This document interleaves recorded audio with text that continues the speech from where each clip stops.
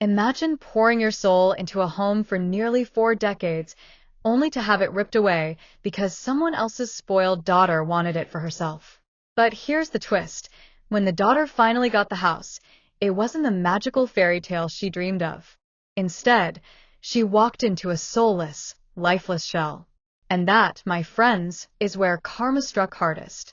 If you've ever been wronged by someone who thought they could take whatever they wanted, you're going to love this story. Hit that like button, subscribe, and get ready for one of the most satisfying revenge tales you'll hear all week. Let me introduce you to Rebecca. Rebecca wasn't just a neighbor. She was an artist in every sense of the word. Her little cottage-style house looked normal on the outside, but step inside, and you were transported into a fairy tale. Every wall was hand-painted with scenes from Disney classics, fairy tales, and whimsical landscapes. She had been an art teacher in her younger years, later running a successful paint and wine business, before retiring into full-time commissions and decorating. She wasn't rich, but she was respected, loved. The kind of person who always had a smile, even when she was struggling. And here's the part that makes your blood boil. Rebecca had lived in that house since the mid-80s. She had an agreement with the original landlord. The art was hers, and the house would eventually be hers too. It was never a problem. It was her safe place, her canvas, her life. But then the original landlord passed away, and everything changed. His children inherited the property, and one day, one of the sons came by with his daughter to inspect the house. The daughter walked in, saw the murals, and instantly decided she had to have it. Not earn it. Not buy it from Rebecca. Just take it. Rebecca had no lease, only years of trust and a gentleman's agreement. That made her fight nearly impossible. The family used the art, the very thing that defined her home, as an excuse to evict her. When Rebecca got the news, I'll never forget the look in her eyes. She was devastated. Imagine watching your life's work, your memories, your safe haven, all stripped away because someone else's entitled child pointed a finger and said, "I want it." And yet, Rebecca didn't crumble. By a stroke of luck, she managed to buy another property out of state. It even had a full art studio on the first floor, perfectly designed for her craft. But before leaving, she made a decision, a quiet, deliberate choice that would turn the greedy daughter's dream into a nightmare.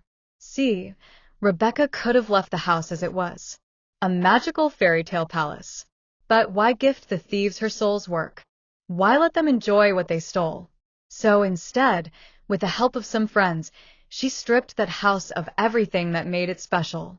I remember moving her furniture into storage.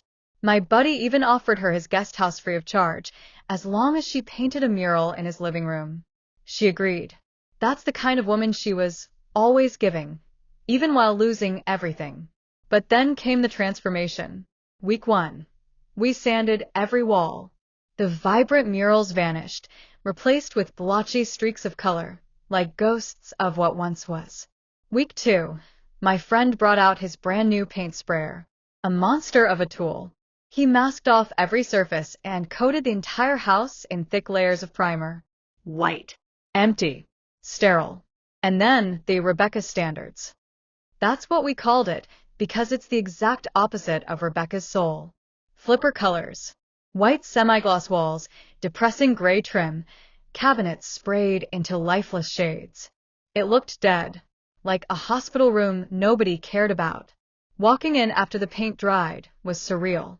The house that once sang with magic and wonder now felt like a tomb. But Rebecca wasn't done. The outside, that charming cottage facade, gone.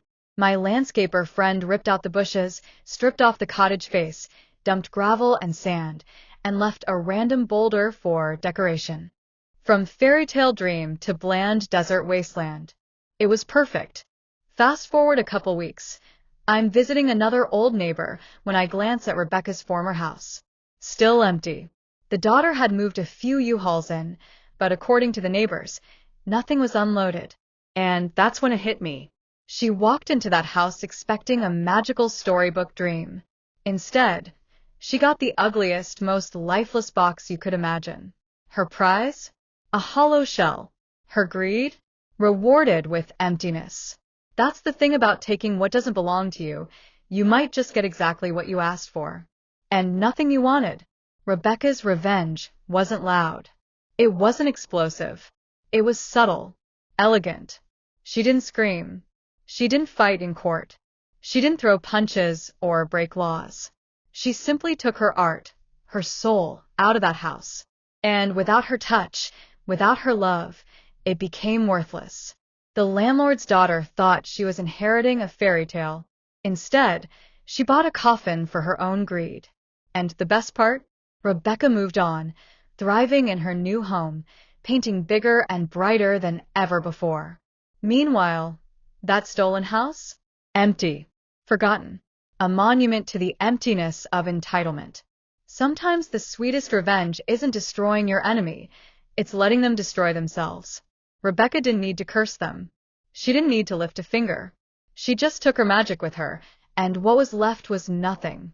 If this story gave you chills, smash that like button and tell me in the comments, have you ever seen someone's greed backfire this perfectly? And of course, make sure you subscribe because I've got plenty more stories where this one came from.